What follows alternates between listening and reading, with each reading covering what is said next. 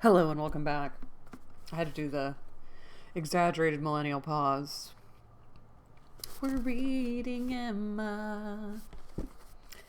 Did you guys ever watch 30 Rock? And I feel like it's the first episode where Tina Fey's character almost chokes. She's at her apartment by herself. And her boss was like, "Aren't you afraid of choking and dying by yourself?" And I was just at home and I swallowed a thing wrong and you just cough so much. So I'm like, still at that phase of the journey. Wow. So we were going to have a ball. We were supposed to have a ball in this book. And it was Frank Churchill's idea because he can't resist. He's fevering for another ball and more dancing. And he got called away back home. And he's got to go. And he just left without this ball. And he was going to tell Emma something before he left. And he didn't. And now Emma thinks she's in love with Frank Churchill. And she thinks Frank Churchill's in love with her. Chapter 13. Emma continued to entertain no doubt of her being in love. She swore she was never going to marry. Her ideas only varied as to the how much. Not as to how much, as to the how much. That's funny. Her ideas only varied as to the how much. At first, she thought it was a good deal, and afterwards, but a little. She had great pleasure in her hearing Frank Churchill talked of, and for his sake, greater pleasure than ever in seeing Mr. and Mrs. Weston. She was very often thinking of him and quite impatient for a letter, that she might know how he was, how were his spirits, how was his aunt, and what was the chance of his coming to Randalls again this spring. But, on the other hand, she could not admit herself to be unhappy, nor, after the first morning, to be less disposed for employment than usual.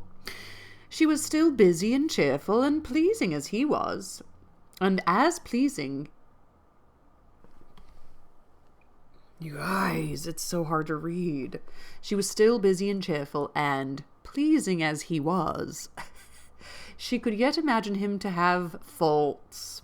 And father, though thinking of him so much, and as she sat drawing or working, forming 1,000 amusing schemes for the progress and close of their attachment, fancying interesting dialogues and inventing elegant letters, the conclusion of every imaginary declaration on his side was that she refused him.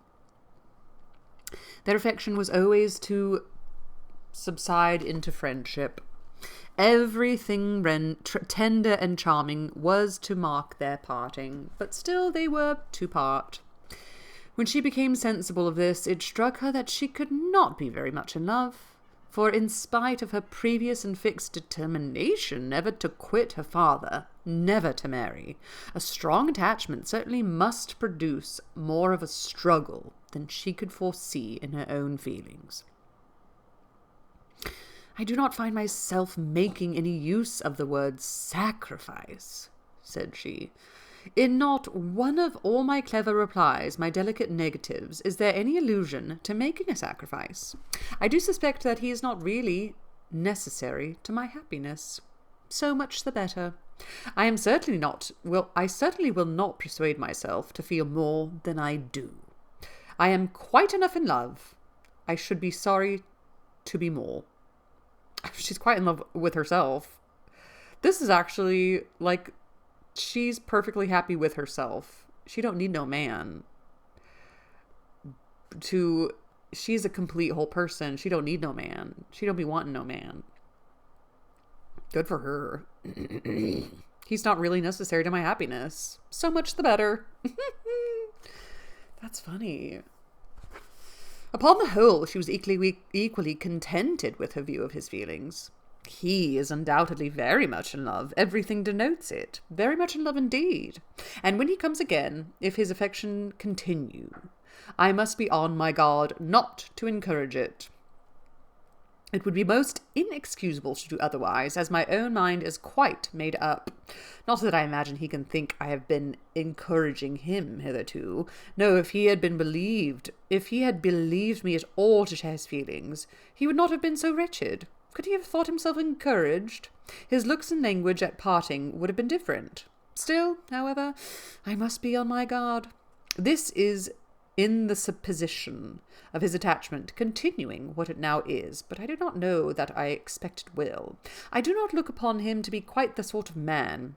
I do not altogether build upon his steadiness or constancy.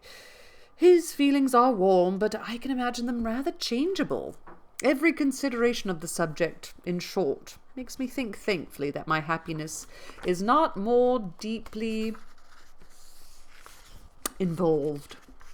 I shall do very well again after a little while, and then it will be a good thing over. For they say everybody is in love once in their lives, and I shall have been let off easily.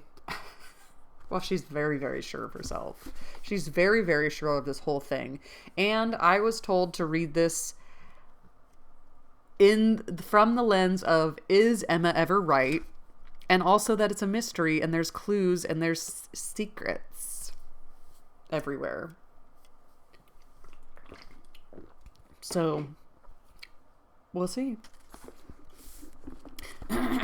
When his letter to Mrs. Weston arrived, Emma had the perusal of it, and she read it with a degree of pleasure and admiration which made her at first shake her head over her own sensations, and think she had undervalued their strength. It was a long, well-written letter, giving the particulars of his journey and of his feelings, expressing all the affection, gratitude, and respect which was natural and honourable, and describing everything exterior and local that could be supposed attractive with spirit and precision. No suspicious flourishes now of apology or concern. It was the language of real feeling towards Mrs. Weston, and the transition from Highbury to Enscombe, the contrast between the places in some of the first blessings of social life, was just enough touched on to show how keenly it was felt, and how much more might have been said but for the restraints of propriety. The charm of her own name was not wanting. Miss Woodhouse appeared more than once, and never without a something of pleasing connection, either to compliment her taste or a remembrance of what she had said. And in the very last time of its meeting her eye, unadorned as it was by any such broad wreath of gallantry, she yet could discern the effect of her influence and acknowledge the greatest compliment perhaps of all conveyed. Compressed into the very lowest vacant corner were these words: I had not a spare moment on Tuesday, as you know, for Miss Woodhouse's beautiful little friend. Pray make my excuses and adieus to her. This, Emma could not doubt, was all for herself. Harriet was remembered only from being her friend. That same thing happened with Mr. Elton, though. Okay. His information and prospects as to Enscombe were neither worse nor better than had been anticipated. Mrs. Churchill was recovering, and he dared not yet, even in his own imagination, fix a time for coming to Randalls again. Gratifying, however, and stimulative as was the letter in the material part, its sentiments she yet found, when it was folded up and returned to Mrs. Weston, that it had not added any lasting warmth, that she could still do without the writer, and that he must learn to do without her. Very nice of her to think. Her intentions were unchanged. Her resolution of refusal only grew more interesting by the addition of a scheme for his subsequent consolation and happiness. His recollection of Harriet and the words which clothed it. She's done that before, and I love that. Something clothing words. I think that was Mansfield Park. I love that. And the words which clothed it. The beautiful little friend. suggested to her the idea of Harriet's succeeding her in his affections. Was it possible? No. Harriet undoubtedly was greatly his inferior in understanding, but he had been very much struck with the loveliness of her face and the warm simplicity of her manner, and all the probabilities of circumstance and connection were in her favour. For Harriet it would be advantageous and delightful indeed. I must not dwell upon it, said she. I must not think of it. I know the danger of indulging such speculations, but stranger things have happened. And when we cease to care for each other as we do now, it will be the means of confirming us in that sort of true disinterested friendship which I can already look forward to with pleasure. It was well to have a comfort in store on Harriet's behalf. She's not going to go tell Harriet that Frank Churchill said that about him and then make her think that Frank Churchill likes her. She's not going to do it again, is she? Oh, no. It was well to have. I'm stuttering because no, Emma, no. It was well to have a comfort in store on Harriet's behalf, though it might be wise to let the fancy touch it seldom, for evil in that quarter was at hand. As Frank Churchill's arrival had succeeded Mr. Elton's engagement in the conversation of Highbury, as the latest interest and entirely borne down the first, so now upon Frank Churchill's disappearance, Mr. Elton's concerns were assuming the most irresistible form. Mr. Elton's concerns were assuming the most irresistible form. His wedding day was named. He's still not married? What? He's still gone. Oh, Mr. Elton's not even back. Oh, we haven't even seen him. Okay. Wow, I don't know why I thought he was just, like, back and in the mix. Okay. Mr. Elton, wait. His wedding day was named. He would soon be among them again. Mr. Elton and his bride. There was hardly time to talk over the first letter from Enscombe before Mr. Elton and his bride was in everybody's mouth, and Frank Churchill was forgotten. Emma grew sick at the sound. She had had 3 weeks of happy exemption from Mr. Elton, and Harriet's mind, she had been willing to hope, had been lately again gaining strength. With Mr. Weston's ball in view at last, there had been a great deal of insensibility to other things, but it was now too evident that she had not attained such a state of composure as could stand against the actual approach. New carriage, bell ringing, and all. Poor Harriet was in a flutter of spirits which required all the reasonings and soothings and attentions of every kind that Emma could give. Emma felt that she could not do too much for her, that Harriet had a right to all her ingenuity and all her patience. But it was heavy work to be forever convincing without producing any effect, forever agreed to without being able to make their opinions the same.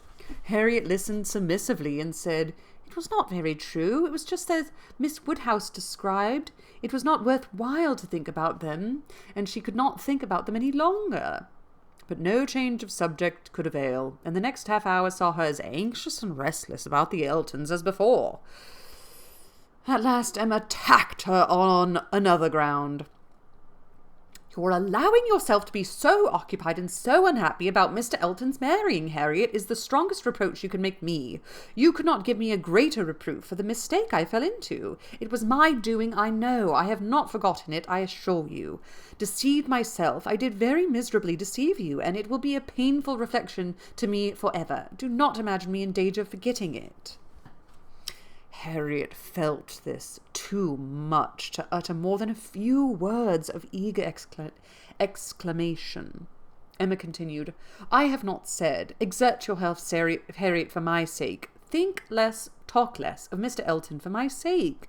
Because for your own sake, rather, I would wish it to be done, for the sake of what is more important than my comfort, a habit of self-command in you, a consideration of what is your duty, an attention to propriety, an endeavour to avoid the suspicions of others, to save your health and credit, and restore your tranquillity.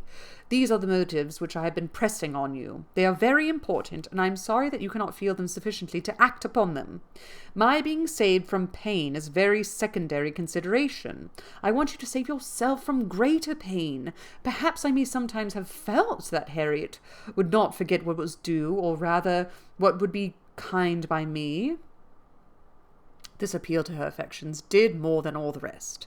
The idea of wanting gratitude and consideration for Miss Woodhouse, whom she really loved extremely, made her wretched for a while, and when the violence of grief was comforted away, still remained powerful enough to prompt to what was right and support her in it very tolerably. You, who have been the best friend I ever had in my life, want gratitude to you? Nobody is equal to you. I care for nobody as I do for you. Oh, Miss Woodhouse, how ungrateful I've been.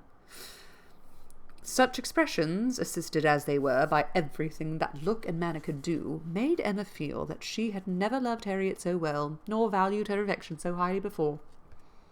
There is no charm equal to tenderness of heart, said she afterwards to herself.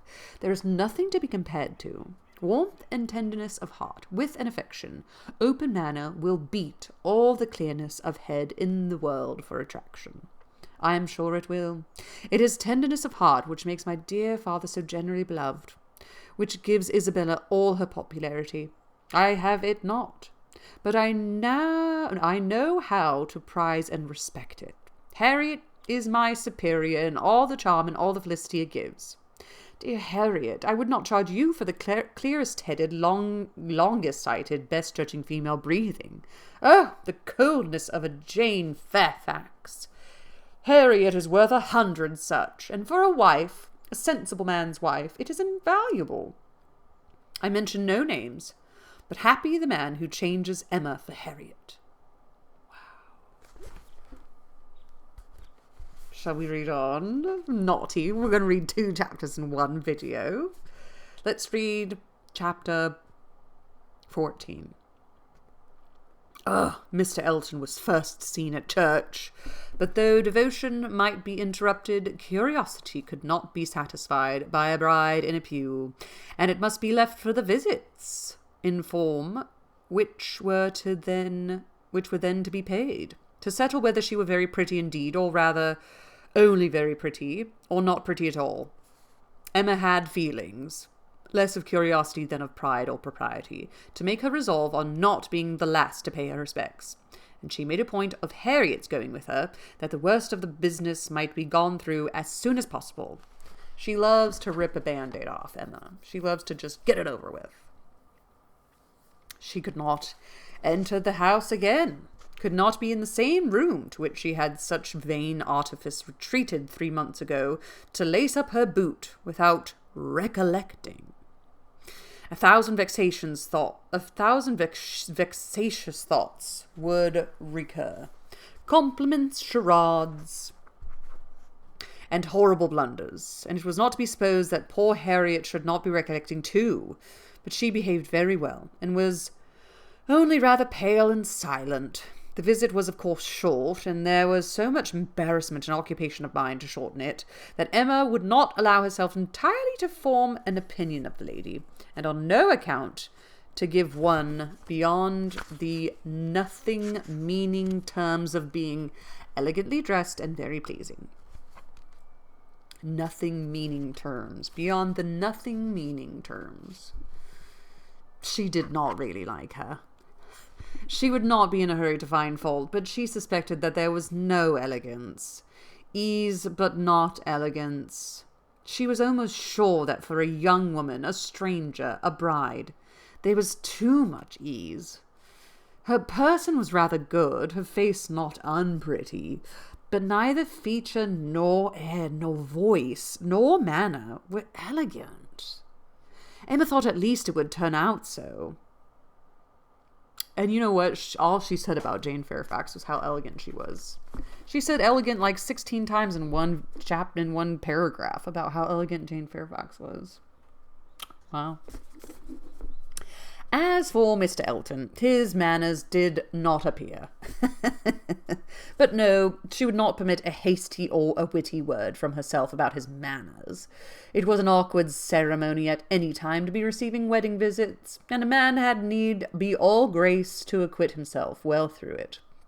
The woman was better off. She might have the assistance of fine clothes and the privilege of bashfulness, but the man had only his own good sense to depend on, and when she considered how peculiarly unlucky poor Mr. Elton was in being in the same room at once with the woman he had just married, the woman he had wanted to marry, and the woman whom he had been expected to marry, she must allow him to have the right to look as little wise and to be as much affectedly and as little really ease as could be. Yeah, that's funny. The man he chose to marry, the man he wanted to marry, and the woman he was expected to marry. Well, Miss Woodhouse, said Harriet when they had quitted the house, and after waiting in vain for her friend to begin. Well, Miss Woodhouse, what do you think of her? Is not she very charming? There was a little hesitation in Emma's answer. Oh, yes, very. A very pleasing young woman. I think her beautiful, quite beautiful. Very nicely dressed, indeed. A remarkably elegant gown. I am not at all surprised that he should have fallen in love. Oh, no, there is nothing to surprise one at all. A pretty fortune, and she came in his way. I dare say, returned Harriet, sighing again. I dare say she was very much attached to him. Perhaps she might, but it is not every man's fate to marry the woman who loves him best. Miss Hawkins perhaps wanted a home, and thought it his the best offer she was likely to have. Yes, said Harriet earnestly, and well she might. Nobody could ever have a better. Well, I wish them happy with all my heart. And now, Miss Woodhouse, I do not think I shall mind seeing them again. He is just as superior as ever. But being married, you know, it's quite a different thing. No, indeed, Miss Woodhouse, you need not be afraid. I can sit and admire him now without any great misery. To know that he has not thrown himself away is such a comfort. She does seem a charming young woman, just what he deserves. Happy creature. He called her Augusta. How delightful. When the visit was returned, Emma made up her mind. She could then see more and judge better. From Harriet's happening not to be at Hartfield, and her father's being present to engage Mr. Elton, she had a quarter of an hour of the lady's conversation to herself, and could composedly attend to her, and the quarter of an hour quite convinced her that Mrs. Elton was a vain woman, extremely well satisfied with herself, and thinking much of her own importance, that she meant to shine and be very superior, but with manners which had been formed in a bad school, pert and familiar, that all her notions were drawn from one set of people and one style of living, that if not foolish, she was ignorant, and that her society would certainly do Mr. Elton no good. Harriet would have been a better match. If not wise or refined herself, she would have connected him with those who were.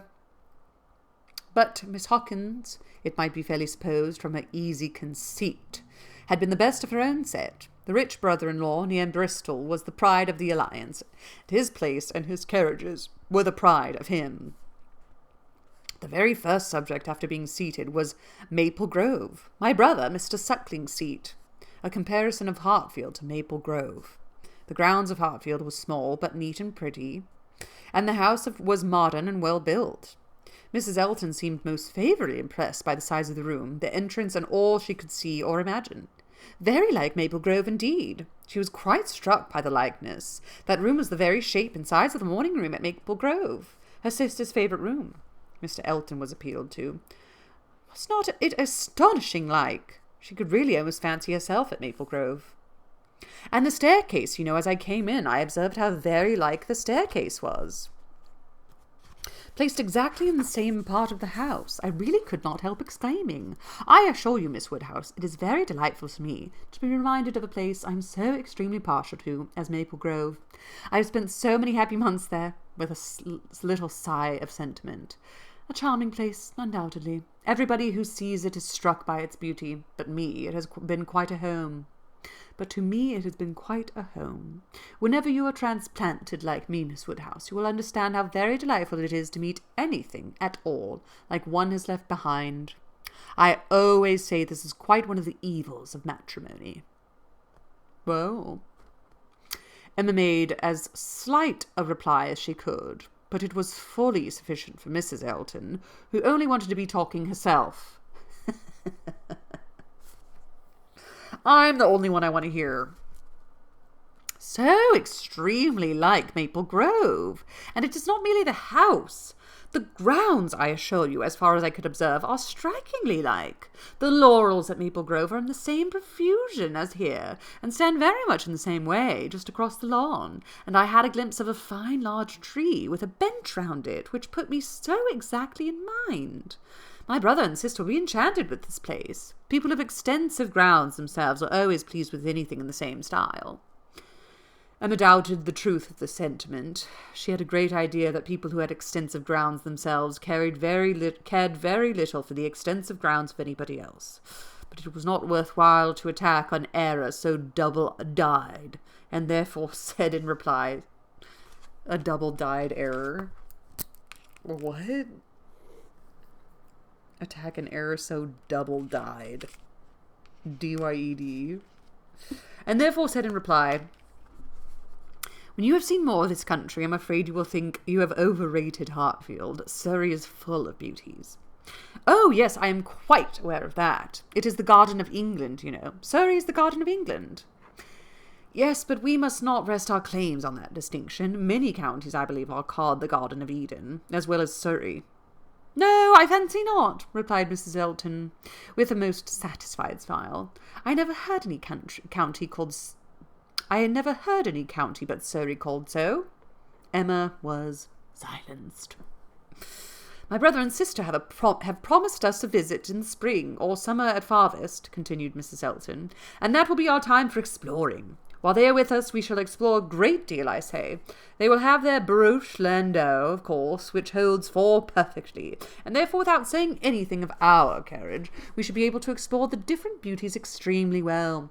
They would hardly come in their chaise, I think, at that season of the year. Indeed, when the time draws on, I shall decidedly recommend their bringing the barouche landau. It will be so very much preferable. When people come into a beautiful country of this sort, you know, Miss Woodhouse, one naturally wishes to see it as much as possible, and Mr. Suckling is extremely fond of exploring. We explored to King's Weston twice last summer, in that way, most delightfully, just after their first having the barouche landau. You have many parties of that kind here, I suppose, Miss Woodhouse, every summer? No, not immediately here. We are rather out of distance of the very striking beauties which attract the sort of parties you speak of, and we are a very quiet set of people, I believe, more disposed to stay at home than engage in schemes of pleasure. Ah, there is nothing like staying at home for real comfort. Nobody can be more devoted to a home than I am. I was quite a proverb for it at Maple Grove. Many a time has Selina said, when she had been going to Bristol, I really cannot get this girl to move from the house. I absolutely must go in by myself, though I hate being stuck up in the barouche landau without a companion. But Augusta, I believe, with her own good will, would never stir beyond the park paling. Park paling? Paling. P-A-L-I-N-G. Paling.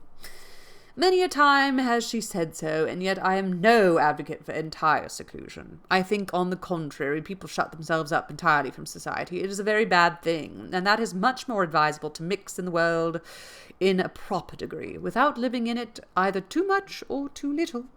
I perfectly understand your situation, however, Miss Woodhouse, looking towards Mr. Woodhouse. Your father's state of health must be a great drawback. Why does he not try Bath? Indeed, he should. Let me recommend Bath to you. I assure you I have no doubt of its doing Mr. Woodhouse good. My father tried it more than once formerly, but without receiving any benefit, and Mr. Perry, whose name I dare say is not unknown to you, does not conceive it would be at all more likely to be useful now. Ah, that is a great pity, for I assure you, Miss Woodhouse, where the waters do agree, it is quite wonderful the relief they give. In my Bath life I have seen such instances of it, and it is so cheerful a place that it could not fail of being of use to Mr. Woodhouse's spirits, which I understand are sometimes much depressed. And as to its recommendations to you, I fancy I need not make much pains to dwell on them. The advantages of Bath to the young are pretty generally understood. It would be a charming introduction for you, who have lived so secluded a life, and I could immediately secure you some of the best society in the place. A line from me would bring you a little host of acquaintance. And my particular friend, Mrs. Partridge, the lady I've always resided with in Bath, when in Bath, would be most happy to show you any attentions, and would be the very person for you to go into public with. It was as much as Emma could bear without being impolite. The idea of being indebted to Mrs. Elton for what was called an introduction, of her going into public under the auspices of a friend of Mrs. Elton's, probably some vulgar, dashing widow, who with the help of a boarder just made a shift to live. The dignity of Miss Woodhouse, of Hartfield, was sunk indeed. She restrained herself, however, from any of the reproofs she could have given, and only thanked Mrs. Elton coolly. But their going to Bath was quite out of the question, and she was not perfectly convinced that the place might suit her better than her father. And then, to prevent further outrage and indignation, changed the subject directly. I do not ask whether you are musical, Mrs. Elton. Upon these occasions a lady's character generally precedes her, and Highbury has long known that you are a superior performer. Oh, no, indeed. I must protest against any such idea. A superior performer? Very far from it, I assure you. Consider from how partial a quarter your information came. I am dotingly fond of music, passionately fond, and my friends say I'm not entirely devoid of taste. But as to anything else, upon my honour, my performance is mediocre to the last degree. You, Miss Woodhouse, I well know, played delightfully. I assure you it has been the greatest satisfaction, comfort, and delight to me to hear what a musical society I am got into. I absolutely cannot do without music. It is a necessary of life to me, and having always been used to a very musical society, both at Maple Grove and in Bath, it would have been a most serious sacrifice. I honestly said as much to Mr. E. when he was speaking of my future home and expressing his fears lest the retirement of it should be disagreeable, and the inferiority of the house too, knowing what I had been accustomed to. Of course he was not wholly without apprehension. When he was speaking of it in that way, I honestly said the world I could give up. Parties, balls, plays, for I had no fear of retirement. Blessed with so many resources within myself, the world was not necessary to me. I could do very well without it. To those who had no resources it was a different thing, but my resources made me quite independent. And as to smaller-sized rooms than I had been used to, I really could not give it a thought. I hoped I was perfectly equal to any sacrifice of that description. Certainly I had been accustomed to every luxury at Maple Grove, but I did assure him that 2 carriages were not necessary to my happiness, nor were spacious apartments. But, said I, to be quite honest, I do not think I can live without something of a musical society.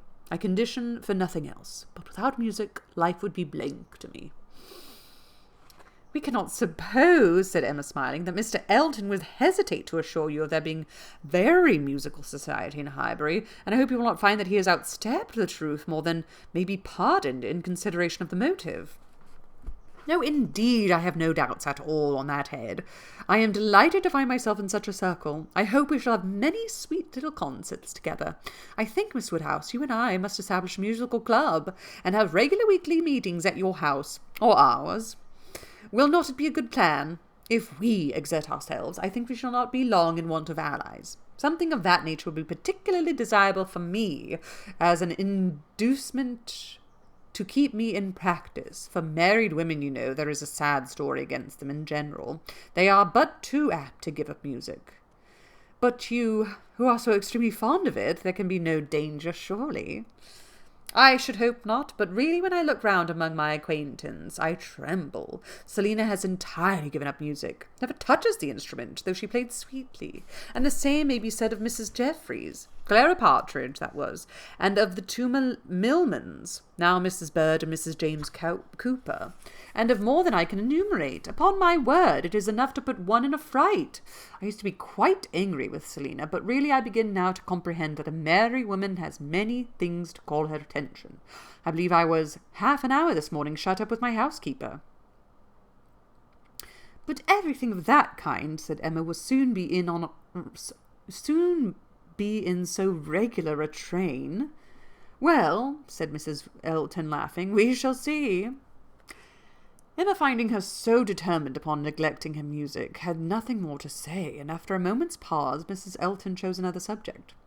"We've been calling at Randall's," said she. "We found them both at home, and very pleasant people they seem to be. I like them extremely. Mr. Weston seems an excellent creature, quite a first-rate favourite with me already, I assure you. And she appears so truly good. There is something so motherly and kind-hearted about her, that it wins upon one directly. She was your governess, I think." Emma was almost too much astonished to answer, but Mrs. Elton hardly waited for the affirmative before she went on. "Having understood as much, I was rather astonished to find her so very ladylike, but she is really quite the gentlewoman." "Mrs. Weston's manners," said Emma, "were always particularly good. Their propriety, simplicity, and elegance would make them the safest model for any young woman." "And who do you think came in while we were there?" Emma was quite at a loss. The tone implied some old acquaintance, and how could she possibly guess? "Knightley," continued Mrs. Elton. "Knightley himself. Was not it lucky? For not being within when he called the other day, I had never seen him before, and of course, as so particular a friend of Mr. E.'s, I had great curiosity. My friend Knightley had been so often mentioned that I was really impatient to see him, and I must do my caro sposo." The justice... Caro sposo? The justice to say that he need not be ashamed of his friend. Knightley is quite the gentleman. I like him very much.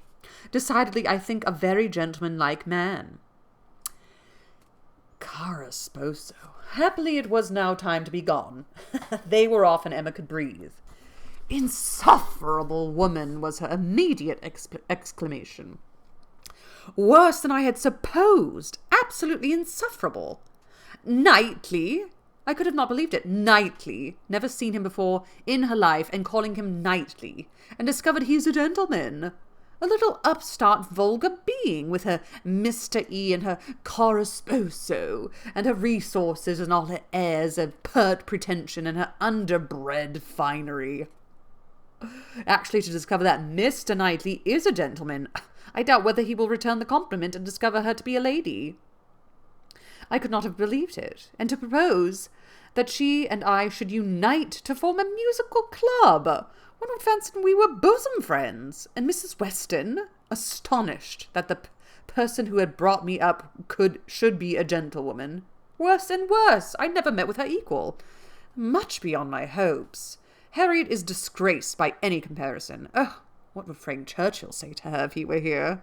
How angry and how diverted he would be. Ah, there I am thinking of him directly. Always the first person to be thought of. How I catch myself out. Frank Churchill comes as regularly into my mind. All this ran so glibly through her thoughts that by the time her father had arranged himself after the bustle of the Eltons' departure and was ready to speak, she was very tolerably capable of attending. "Well, my dear," he deliberately began, "considering we never saw her before, she seems a very pretty sort of young lady, and I dare say she was very much pleased with you. She speaks a little too quick. A little quickness of voice there is rather hurts the ear. But I believe I am nice. I do not like strange voices, and nobody speaks like you and poor Miss Taylor. However, she seems a very obliging, pretty behaved young lady, and no doubt will make him a very good wife. Though I think he had better not have married. I made the best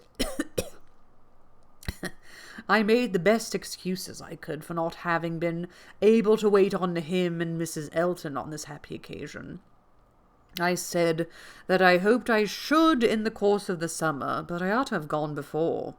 I ought to have gone before, yeah. Not to wait upon a bride is very remiss. Ah, it shows what I said. It shows what a sad invalid I am. But I do not like the corner into Vicarage Lane." "I dare say your apologies were accepted, sir. Mr. Elton knows you." "Yes, but a young lady, a bride. I ought to have paid my respects to her if possible. It was being very deficient." "But, my dear papa, you are no friend to matrimony, and therefore why should you be so anxious to pay your respects to a bride? It ought to be No recommendation to you. It is encouraging people to marry if you make so much of them. No, my dear, I never encourage anybody to marry, but I would always wish to pay every proper attention to a lady, and a bride especially. It's never to be neglected. More is avowedly due to her. A bride, you know, my dear, is always the first in company. Let the others be who they may. Well, Papa, if this is not encouragement to marry, I do not know what is, and I should never have expected you to be lending your sanction to such vanity baits for poor young ladies. My dear, you do not understand me. This is a matter of mere common politeness and good breeding, and has nothing to do with any encouragement to people to marry. Emma had done.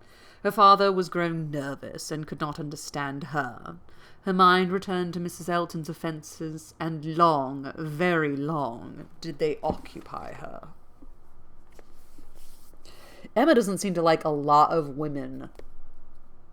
Emma doesn't seem to like a lot of other women. She's very harsh on other women, except Harriet, but she's kind of like harsh on her in a certain way. Wow, that's interesting. She doesn't take to people very easily, but she has to pretend to. Fascinating. Whoa, we got through 2 chapters. Join me next time for chapter 15 of Emma by Jane Austen. Color me a Janeite. I'm halfway there. Not official. I don't think I'm know enough to be officially a Janeite, but a promising prospect for me. Happy reading, everybody, whatever you're reading, and ta-ta.